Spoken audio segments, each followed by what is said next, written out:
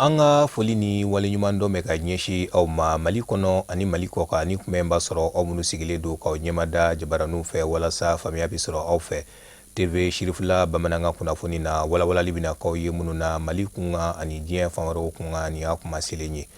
Mali alisilamɛ denmisɛnw ka fara ɲɔgɔn kan jɛkulu Union Nationale des Jeunes Musulmans du Mali kɛrɛnkɛrɛnnenya la a ka bolofara min bɛ sigida gale la ka bɛn ni sibiri tɛmɛnen juin kalo tile 23 Groupement des leaders spirituels musulmans du Mali dagayɔrɔ la Korofinnakaw fɛ olu ye lajɛrɛba dɔ kɛ u ni ɲɔgɔn cɛ. Lajɛrɛ min bɛ ni a dakun tun bɛ tali kɛ alisilamɛya diinɛ ani fasoden ɲumanya la. An b'aw ladɔnniya k'a fɔ sigi a bɛ tali kɛ ka kɔn jamana ɲɛmɔgɔ ɲini kalata baaraw ɲɛ o mun bɛna boloda ka bɛn ni juillet kalo tile 29 nata ye. Alamadu Badini Samba Traoré Shirifula jabaraniso tɔgɔ la olu taara baara sariya.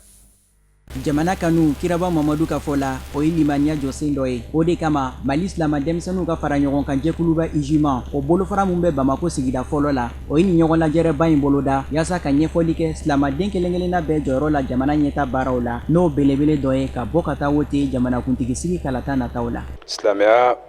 alabato bɛ kɛ nka fɛn fɛn ye ni faso ɲɛtaga ye ani fasodenw bɛ hami ni fɛn fɛn ye an bɛ wuli k'an jɔ walasa lafiya ka don jamana kɔnɔ. O hukumu kɔnɔna ni ko sera événement ba fɛn fɛn sera n'o ye koba n'o kun dalen don jamana kan an bɛ jama wele u ta kun n'u nakun ye min ye u k'o dɔn a la u kan ka mun kɛ ka ladilikan di jama ma ka kunnafoni di jama ma k'a fɔ jama ye a kan ka kɛ tan a kan ka kɛ tan o kumana an b'o o baaraw kɛ o kumana komi élection surunyana an b'a dɔn k'a fɔ élection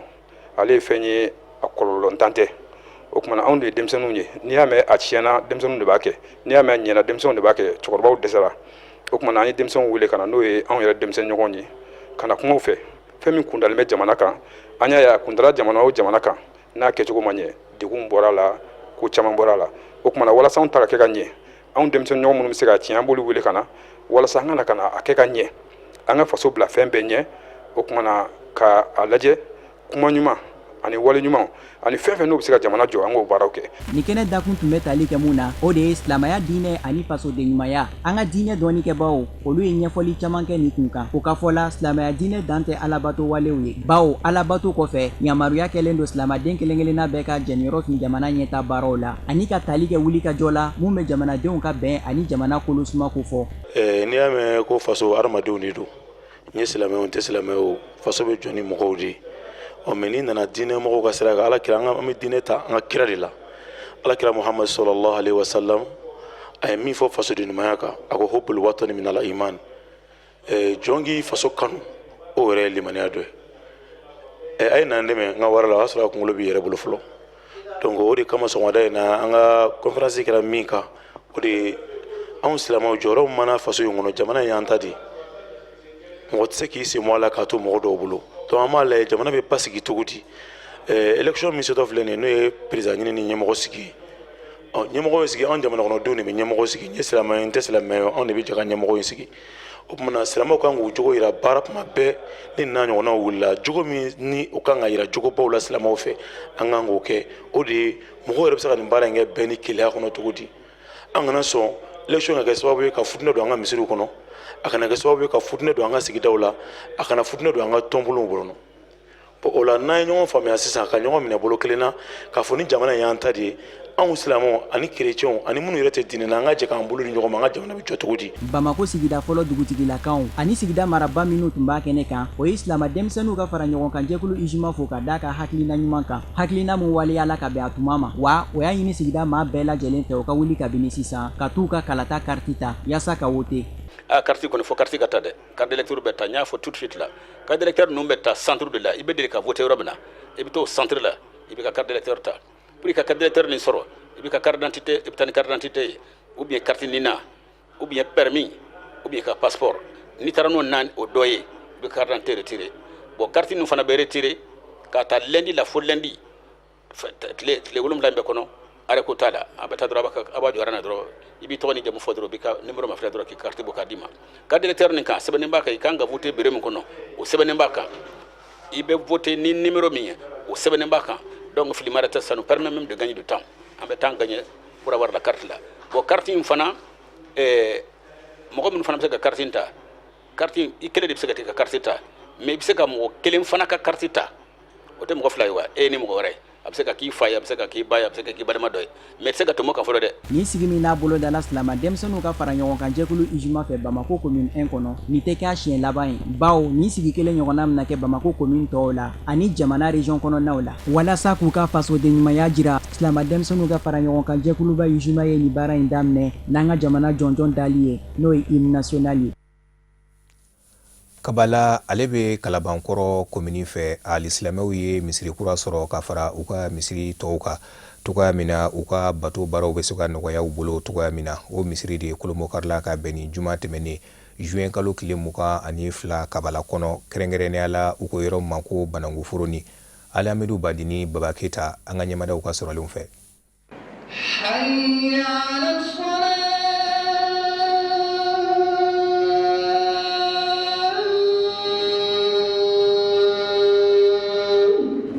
Kiraba Mamadu ka fɔ la maa o maa ye misiri jɔ silamaya ka ɲɛta kosɔn Ala fana bɛ so jɔ o tigi a ka arijinɛ kɔnɔ. Alhaji Bayisa Jige ale y'o faamu o de kama a ka wulikajɔ dɔ bɛnnen don misiri jɔli ma an ka jamana dugu caman kɔnɔ walasa ka maaw lafiya silamaya diinɛ jɔsen filanan baara waleyaliw la kɛrɛnkɛrɛnnenya la juma seli ni misiri ni n'a dayɛlɛli baara kɛra Kabala a misiri tɔgɔ dala Masjidu Ikhlas n'o ye larabukan dakurunya ye mun bɛ Ala ka kelenya ko fɔ alikuranɛ suran 112 kɔnɔ wa maa 100 caman o de bɛ se ka seli ni misiri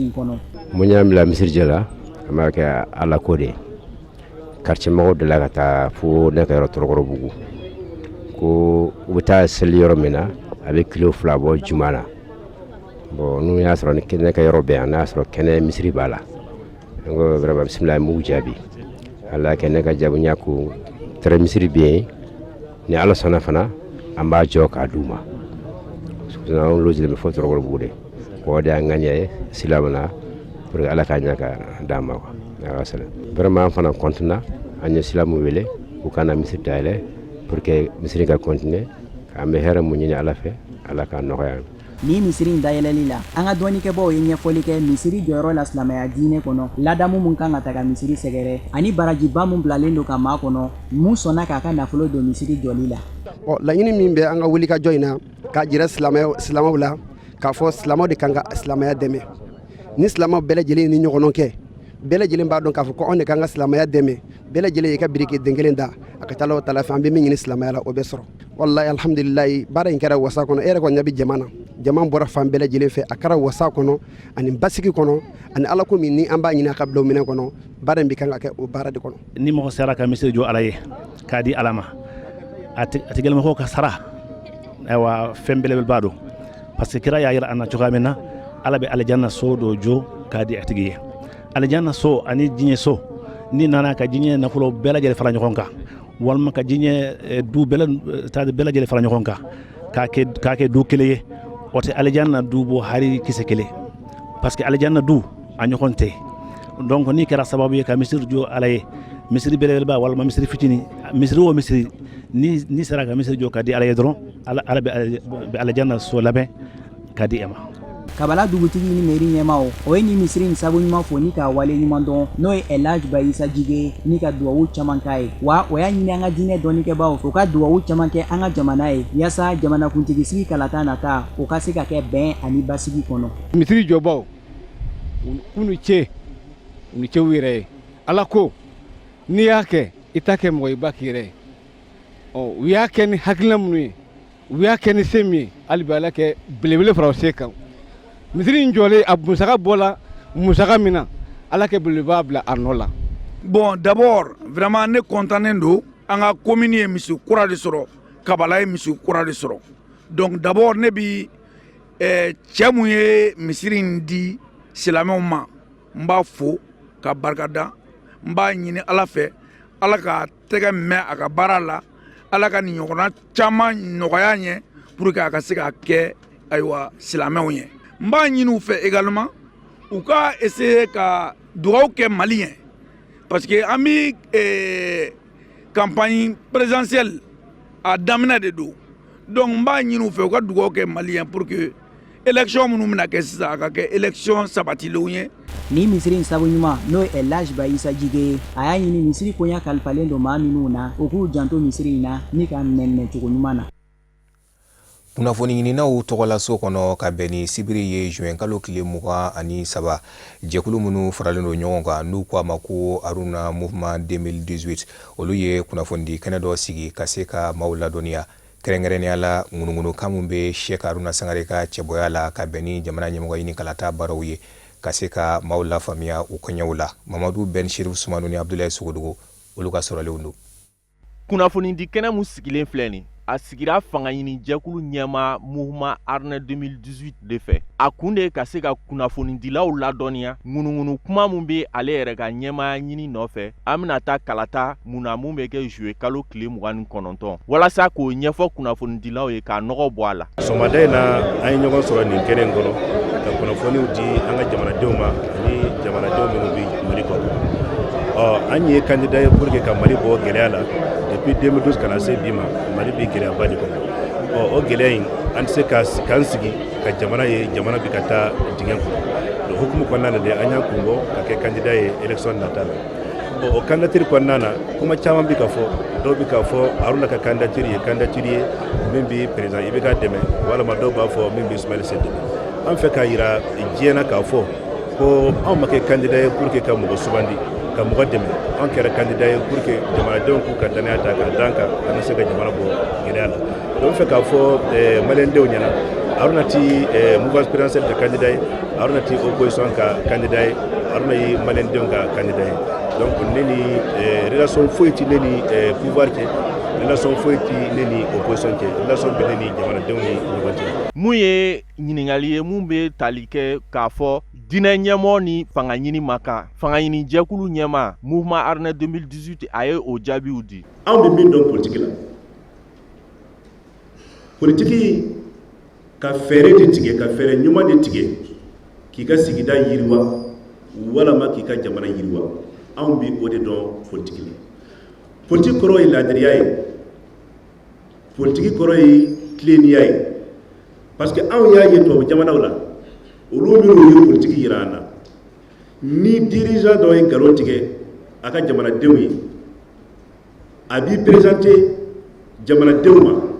ka yafa ɲini ka démissionner ka bɔ politique yɛrɛ la anw b'o de dɔn tubabu la. N'a y'a sɔrɔ o de ye politique ye o ni an ka diinɛ in bɛ taa ɲɔgɔn fɛ ka d'a kan diinɛ yɛrɛ jɔsen ye politique de ye. Kira Muhammad sallallahu alaihi wasallam a m'a ka politique kɛ ni bamuru ye o a y'a ka politique kɛ ni hinɛ. Ni kunnafoni di kɛnɛ in kun cɛra ni fanga ɲini jɛkulu Mouvement Arna 2018 ka dugawu ye dugawu mun ni a y'a kɛ Mali yɛrɛ ni kalata in ka se ka tɛmɛ hɛrɛ ani baden na. Hali bi an bɛ to kunnafoni ɲininaw tɔgɔlaso la ka bɛn ni o sibiri kelen fana ye juin kalo tile 23 tɔnw ani jɛkulu minnu faralen don ɲɔgɔn kan ka se ka jamana ɲɛmɔgɔ Elhaji Ibrahim Boubacar Keita ka kɔkɔrɔma don k'a dɛmɛ ka bɛn ni jamana ɲɛmɔgɔ ɲini kalata baaraw ye olu fana ye kunnafoni di kɛnɛ labɛn ka bɛn ni o donba in ye. Baara in yɛrɛ senfɛ tɔn in a tɔnden ni a kanubaw olu caman de bɛ minnu ye ɲɔgɔn sɔrɔ a kɛnɛ kɔnɔ. Fatumata Kane ale ni Samba Traoré olu ka sɔrɔlenw don. Hymne national dali kɛra ka lajɛ in baaraw bɛɛ sigi sen kan ka kɛ ni Ibrahim Boubacar Keita kanbɔli ye jamanakuntigiya nɔfɛ. Jɛkuluba min faralen don ɲɔgɔn kan ni ale bɛ wele ko IBK kanu a ye kunnafoni di kɛnɛ dɔ sigi sen kan cogo min na ka ɲɛfɔli kɛ kunnafonidilaw ye président Ibrahim Boubacar Keita ka baara kɛlenw kan ani a ka baara bolodalenw ka taa se baara minnu bɛ sen kan olu ma a ka jamana mara san 5 tɛmɛnen kɔnɔna na. O de kadara kɔnɔ Mouvement IBK kanu y'a jira ka u ka danaya ta k'a da Ibrahim Boubacar Keita kan k'a sabu kɛ a ka nin wulikajɔ ninnu ye ka dɛmɛ bolo ta ka ɲɛsin a ma cogo min na a na baara nun donnen ninnu lase. N'i ko k'i bɛ mɔgɔ dɛmɛ bi a ko ka ca quoi c'est à dire si man ka dan dala kuma dɔrɔn ma n'i ko k'i bɛ mɔgɔ dɛmɛ parce que an y'a caman ye donc u bɛ na dɔrɔn u b'a f'i ɲɛna bon d'accord an b'i kɔ ou bien a b'i ta ou bien a bɛ ta ou bien an bɛ taa voter non anw bolo anw ye président IBK Ibrahim Boubacar Keita kanu bi ka sababu kɛ ko caman ye parce que an ye raison caman fɔ a la et a raison fana ka ca an ko fɔlɔ président de don min nana a ka temps bɛɛ kɔnɔna na san 4 san 5 in kɔnɔna na donc denmisɛnnin jama hakɛ de ka ca ka gouvernement kɔnɔ ni cɛkɔrɔba ye donc an ko n k'o ye fɛn fɔlɔ ye donc ka da o kan an bɛ se k'a dɛmɛ donc fɛn filanan ye min ye an y'a ye a bɛ jamana ta waati mun na donc n'a tun tɛ mɔgɔ hakili sigilen ye sisan b'a sɔrɔ jamana ko kuma tun tɛ fɔ parce que a y'a ta gɛlɛya min kɔnɔ an bɛɛ b'o dɔn an bɛɛ b'o kalama aw ni ne bɛɛ b'o kalama donc Dieu merci aujourd'hui a sela ka caman surmonter m'a fɔ a sela k'a bɛɛ kɛ dɛ mais caman kɔni kɛla donc o kosɔn anw ko est ce que an tɛ chance wɛrɛ d'a ma k'a dɛmɛ ka taa deuxième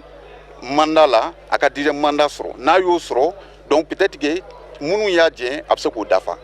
donc o de kɛla vraiment an ka wulikajɔ kun ye bon voilà i ka kuma jala n ye parce que kuma in répondra mais a ma ne yɛrɛ ma satisfait kosɛbɛ bon d'accord n'a ko ko an b'a fɛ ka mɔgɔ miliyɔn 1 de lavoter an ye ale ye kuma fɔ k'a tɔ to quoi bi bi in na anw yɛrɛ bolo fɔlɔ anw ka association ka ca ni mɔgɔ miliyɔn 1 ye o ɲin tɛ mɔgɔ 1 bɛɛ bɛ se ka na ni mɔgɔ 2 mɔgɔ 3 ye anw ka collectif kɔnɔna bi a ka ca ni mɔgɔ miliyɔn 1 ye mouvement IBK kanu ɲɛmaaba y'a yira a ka kɔrɔfɔw la k'a fɔ ko n'i y'a ta k'a lajɛ ko ni jamanakuntigi sugantira ka sigi jamana kunna ko a ka ca la jamanadenw ka teli ka u bolo da u sen kan ko k'a sɔrɔ ko mɔgɔ kelen man kan ni jamana jɔli ye ko jamanajɔ ye fɛn ye min ni a dama ka kan jamanaden bɛɛ lajɛlen na ko mouvement ka wulikajɔ fanba ye ka dɛmɛ bolo ta ka ɲɛsin Ibrahim Boubacar Keita ma k'a ka baara daminɛnenw lase wa ko siga tɛ olu la fɛnɛ k'a fɔ ko kabi kalafili kunfɔlɔ ni o ye premier tour ye ko u ka cɛbɔ na i jɔ ni saraba ye anw ko bua olu fɛnɛ ye jɛkulu min ka laɲini ye bibi na tɔn ani jɛkulu minnu ka laɲini ye ka se ka jamana ɲɛmɔgɔ Elhaji Ibrahim Boubacar Keita ka kɔkɔrɔma do ka bɛn ni jamana ɲɛmɔgɔ ɲini kalata baaraw ye ka se ka u bɛɛ lajɛlen fara ɲɔgɔn kan ka kɛ kuluba kelen ye o de kadira kɔnɔ ka bɛn ni sibiri tɛmɛnen juin kalo tile 23 tɔn yɛrɛ dagayɔrɔ la anw ko bua u ka se ka tɔn 113 olu k'u bolonɔ bila sɛbɛn mun senfɛ u y'a yira k'a fɔ u ka dɛmɛ bɛ ka ɲɛsin IBK ma Amadu Kamara Dramani Male olu ka sɔrɔlenw don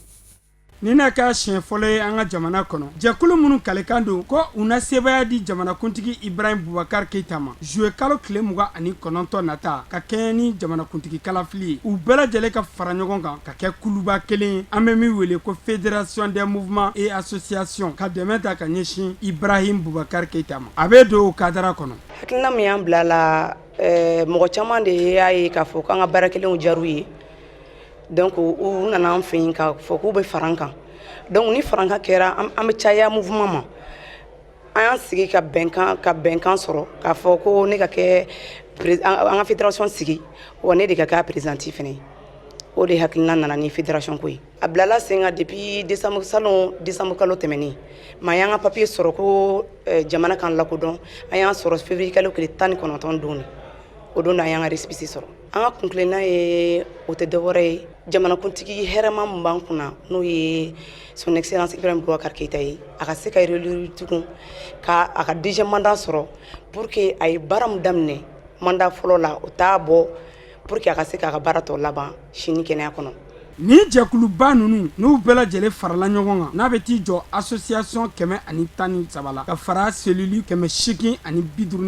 kan Mali fan bɛɛ lajɛlen fɛ u n'u bolo di ɲɔgɔn ma yaasa u ka laɲini ka sabati an bɛ ɲɔgɔn kalama surtout réseaux sociaux boko clé na an bɛ ɲɔgɔn kalama mɔgɔ caman bɛ écrit an bɛ ɲɔgɔn bilasira ni ko mun kɛra n'a man ɲi an bɛ ɲɔgɔn wele k'a fɔ a taabolo kan ka kɛ nin de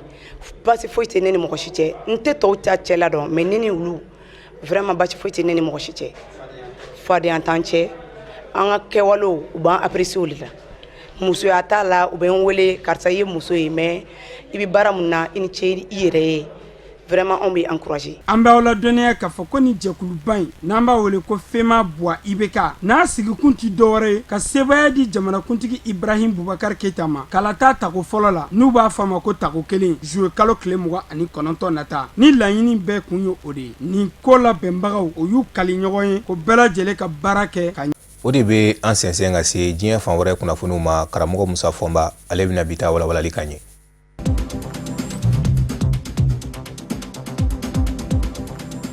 Nigeria jamana kɔnɔ maa 86 maa 6 bɔnɛna a nen na baganmaralaw ni sɛnɛkɛlaw ka dugukoloko manga senfɛ a kɛra yɔrɔ min na siya woloma kɛlɛ fɛnɛ ɲɔɲɛn bɛ ye ka bɛn ni dimanche tɛmɛnen ye jamana ɲɛmaa Muhammadu Buhari ye wele da ko bɛɛ ka kɛ basigi karamɔgɔ ye a kɛra mara min fɛnɛ na ni o ye plateau mara ye mara ɲɛmaa fɛnɛ ye wele da kɛ ka jira k'a fɔ fɛɛrɛw bɛɛ lajɛlen bɛ sen na min bɛ se ka to maa minnu kɛra ko in yɛrɛ sabu ye u bɛ se ka minɛ k'u lase bɔgɔ jeninen mɔ couvre-feu dɔ sigira sen kan ni o ye kuma dɔ ma na se a man kan i ka ye kɛnɛda la k'i bi pɛtɛ n'o tɛ lakana tigilamaw b'i minɛ bawo i ye tiɲɛnikɛla ye jamana ɲɛmaa Muhamadu Buhari ye a jira k'a fɔ maa o maa kɛra ko in kɛbaa ye k'a bɛɛ lajɛlen na lase bɔgɔ jeninen kan dimanche ko in kɛlen denmisɛnnin dɔw fɛnɛ diminen ye Jos sira ni Abuja sira tigɛ mobilitigiw minnu bɛ tɛmɛ olu b'i lajɔ ni min filabɔlen don e bɛ bisigi k'i kɛ baganmaralaw jɛɲɔ dɔ ye ko in bɛ ka taa fɛn min ye o ye siya woloma kɛlɛ ani diinɛko faralen ɲɔgɔn kan ka taa se politiki nasiraw ma ni diinɛw tɛ hakilina kelen ye ni siyaw tɛ kelen ye politiki nasira kan ni kundennaw tɛ kelen ye olu de bɛ to ka kari ɲɔgɔn na fo ka na ni maafaw ye a bɛ ɲini ka san danbɔ bi ni siya woloma kɛlɛba in bɛ jamana camancɛ yaba fɛ ka fara Boko Haram ka bamajiya walew kan dɔw yɛrɛ y'a yira yɛrɛ ko ni kɔn ma kɛ a mɔ don nataw la a lakanabaliya bɛ sɔn ka juguya ni Boko Haram ta waatiw ye.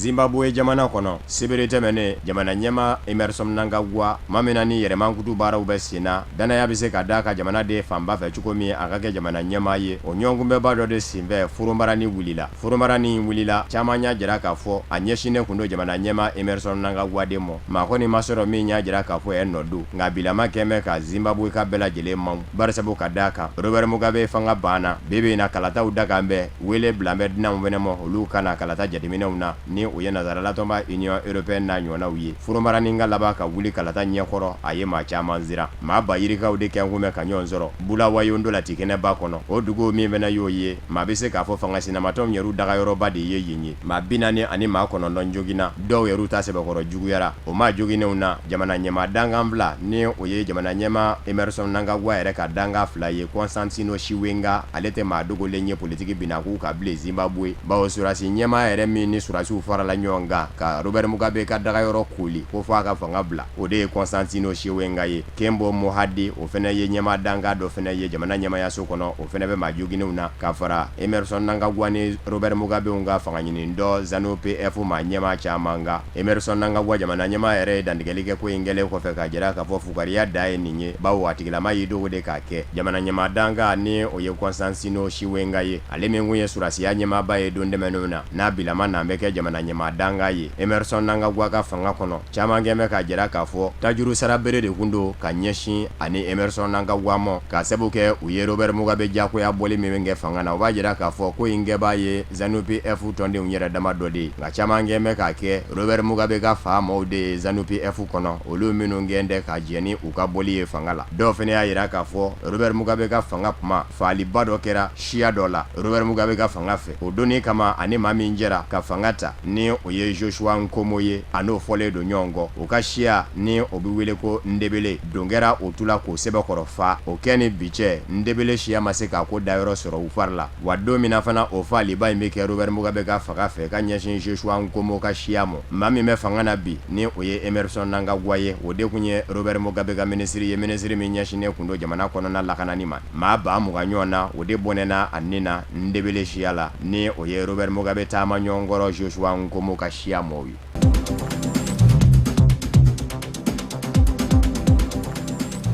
Sigi wɛrɛ kɛra ntɛnɛn juin kalo tile 25 jamana ɲɛma filaw ni ɲɔgɔn cɛ minnu di ɲɔgɔn ka bɔ jamana kurani kɔnɔ Sudan du Sud jamana ɲɛma filaw de ko don Salva Kiir jamana ɲɛma n'a ka danga Riek Machar sigi fɔlɔ min kɛra Addis Abeba Ethiopie faaba la ni Ethiopie minisiri ɲɛma kura ka laɲiniw ye o ma se ka nɔbɔ ko la o kuma na laɲinina u ka ɲɔgɔn sɔrɔ Sudan u ka jamana yɛrɛ tigɛra ka bɔ min na o jamana ɲɛma Omar El Bashir fɛ yen da ɲuman ka don u ni ɲɔgɔn cɛ hali bi a ma ladɔnniya k'a fɔ sigi min kɛra Addis Abeba dɔgɔkun dɛmɛnen n'a ma nɔbɔ Salva Kiir ani Riek Machar ni ɲɔgɔn cɛ minnu kɛra labɛnbaw ye olu y'a yira k'a fɔ hali ni bɛnkan ma se ka tɛgɛnɔ bila maa filaw ka ɲɔgɔn ye foro daminɛ ye waa bɔ ye k'a daminɛ cogo ɲɛna nka u bɛ taa fara ɲɔgɔn na tuma min na Addis Abeba Ethiopie faaba sigi senfɛ fan filaw ye dantigɛliw minnu kɛ olu tɛ kunnafoni dumanw ye bawo fan filaw bɛɛ lajɛlen y'a yira k'a fɔ sigi in bɛ ka labɛn cogo min na k'u si fɛ o tɛ nin sigi kura min daminɛnen filɛ nin ye Sudan faaba la ni o ye Khartoum ye a bɛ kɛ dɔgɔkun kelen ɲɔgɔn na kɔnɔ Uganda jamana ɲɛma Yoweri Museveni yɛrɛ n'an bɛ fara Omar El Bashir Sudan jamana ɲɛma kan k'a dɛmɛ a ka baaraw la min bɛ se ka to Salva Kiir Sudan du Sud jamana ɲɛma n'a ka danga Riek Machar bɛ se ka kan kelen fɔ o kumana u bɛna lajɛ ka kumafɛn minnu kan kɛrɛnkɛrɛnni ɲɛna o ye fanga bɛ se ka tila fan filaw ni ɲɔgɔn cɛ cogo min bɛɛ ka maa ka ye jamana ɲɛmayaso kelen kɔnɔ ni o ye gouvernement d'union ye wali kelen gouvernement d'ouverture lakana ko nasara ka fan filaw ka mɔgɔw bɛ se ka ɲami ɲɔgɔn na ka jɛ ka lakana kɛ cogo min minnu ni maramafɛn tigiya man kan olu ka maramafɛn bɛ se ka minɛ u la cogo min ni o ye démilitarisation ye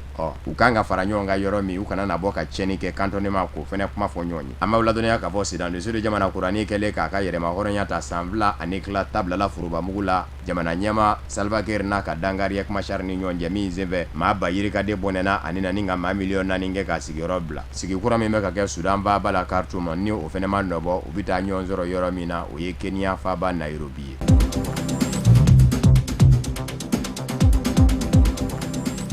Ethiopie jamana kono ministre ɲama Abiy Ahmed a purukutoli min kɛra juma tɛmɛnen barisabu ka da ka furumarani dɔ wulila a tilalen kɔfɛ kuma yɛrɛ la dantigɛli kɛnɛba dɔ kan hali bi maa ma se k'a dɔn maa min kɛra ko in kɛbaa ye maa 100 ani maa 50 de joginna senfɛ a kun fɔra ko maa 1 de bɔnɛna ani na nka dimanche kɛnɛya tigilamaw ye a yira k'a fɔ filanan mɛnɛ fatura maa bananenw na ministre ɲɛma a kɔni sera ka bɔ kɛnɛ in kɔnɔ fɛn m'a yɛrɛ sɔrɔ nka bibi in na maa 6 bɛ yen ko siga kɛmɛ minnu na olu minɛn bɛ sɛgɛsɛgɛli busaden bɛ ka guwan olu la jɛkulu fɛnɛ ma sɔrɔ min y'a jira k'a fɔ i nɔdo maa minnu kɛra ko in gérew ye olu y'a jira k'a fɔ ko in ɲɛsinnen kun don ministre ɲɛmakura Abiy Ahmed yɛrɛ de mɔ ministre ɲɛmakura Abiy Ahmed siya min m'a don o bɛ wele ko Oromo olu kɛ ngomɛ dɛnkɛrɛfɛmaw ye fangako la Ethiopie jamana kɔnɔ kabini Tigriyɛnw sera ka fanga sɔrɔ u ye san 20 ni kɔ de kɛ ka Ethiopie jamana mara o de fɛnɛ kun bɛn dɛ Oromolakaw mɔ barisabu ka da ka dugulenya yɔrɔ la Oromo de ye dugulen ye Ethiopie o kumana kɔsada in na nisɔngoya taamaw kun bɛ ka bi ka caya fan caman fɛ hali Tigriyɛnw yɛrɛ ni siyaw minnu kun bɛ ɲɔgɔn kan fɔ ni u n'olu kun bɛ jɛ ka kow kɛ ɲɔgɔn fɛ olu caman kun labanna k'u kɔbila ni ka taa fara Oromolakaw kan a ma ɲa min kɔ a kɛra o ye yɛlɛma nana don kow la ka na ni Oromo dɔ ye jamana ɲɛmaaya la ni o ye ministre ɲɛmakura in ye a nanen fɛnɛ ye yɛlɛma caman de kɛ kɛrɛnkɛrɛnnen ɲɛna gwɛlɛya min kun bɛ Eritrea jamana ni Ethiopie jamana ni ɲɔgɔn cɛ dancɛ ko manga a sina k'a jira k'a fɔ Eritrea jamana ka to ni dancɛ in ye siɲɛ kelen o ma bɛn Ethiopie fangakɔrɔ maa dɔw mɔ kɛrɛnkɛrɛnnen ɲɛna Tigriyɛn siyaw minnu ni olu dɔw bɛ fanga bɔlɔnfɔrɔnjɛw kɔnɔ hali bi yala o dusukun gamigami ninnu de farala ɲɔgɔn kan ni dɔ tun b'a fɛ ka a fa sawa ɲininkali tɔ min bɛ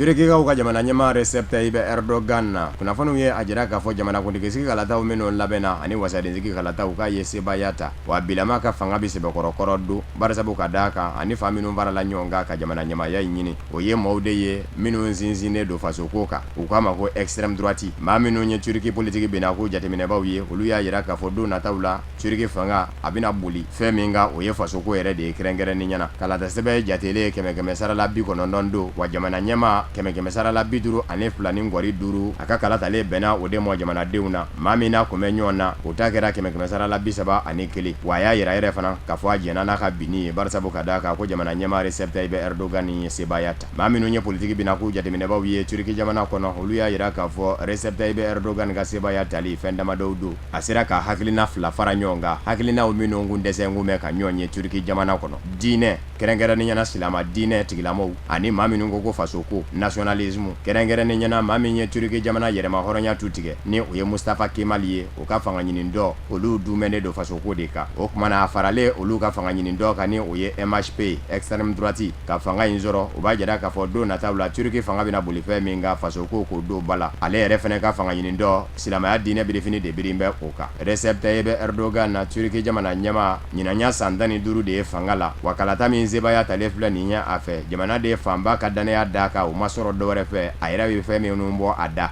wa kɛn bɛ ka yira jamanadenw na k'a fɔ Turki jamana bɛ kɔnɔ min na farati kɔnɔ da don ni mɛ jan don i yɛrɛ la ka na ni sariyaw ye sariyaw minnu bɛ se ka kɛ sababu ye ka lakana juru sɛbɛkɔrɔ bonya Turki ni a danjɛbɔɲɔgɔn jamanaw ni ɲɔgɔn cɛ ko lakanabaliya laban bɛ Turki dun Iraki o basigi tɛ ten Siri jamana basigi ko kuma tɛ u yɛrɛw ka jamana kɔnɔ siya min bɛ wele ko Kurdiw olu fɛnɛ kan bɛ ko fɔ u k'u tigɛ ka bɔ Turki jamana na ka kɛ u dama jamana ye o ye sanjango ye olu ni mugu ni kisɛ bɛ ɲɔgɔn na o siya kelen fɛnɛ ɲɔgɔn na wɛrɛ fɛnɛ bɛ Irak a dɔ bɛ Siri n'a ma fɔ min ma ko Kurdistan syrien a n'a fɔ ko Kurdistan irakien walikelen Kurdistan turc Niger ninnu bɛɛ lajɛlen kɛn bɛ ka ɲɔgɔn sɔrɔ juruba kelen na o kumana wajibi don Turki jamana mɔ fo a ka lakana juru sɛbɛkɔrɔ bonya jamanadenw bɛ se ka lakana cogo min wa jamanadenw fɛnɛ o de donna u kunkolo la ni u ye kalata ye dimanche jamanakuntigisigi kalata fɛnɛ kɔfɛ wasadensigi kalata min kɛra jamana ɲɛma Recep Tayyip Erdogan ka fanga ɲini dɔ ni o ye AKP ye 100 sarala wasadenw na a ye 42 ni ngwari 5 sɔrɔ MHP fanga ɲini dɔ min sinsin bɛ fasoko kan ni o ye extrême droite ye 100 sarala o fɛnɛ ye wasaden 11 ni ngwari 1 sɔrɔ o b'a jira k'a fɔ wasabulo kɔnɔ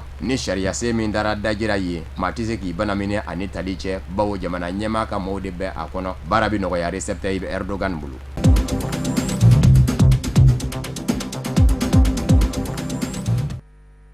o fana de bɛ dansigi bi bamanankan kunnafoni sɔrɔlenw na mun labɛnna kunnafoni so ɲɛmaya su fɛ ka kɛ ni kuma in ye aw k'an bɛ laseli wɛrɛ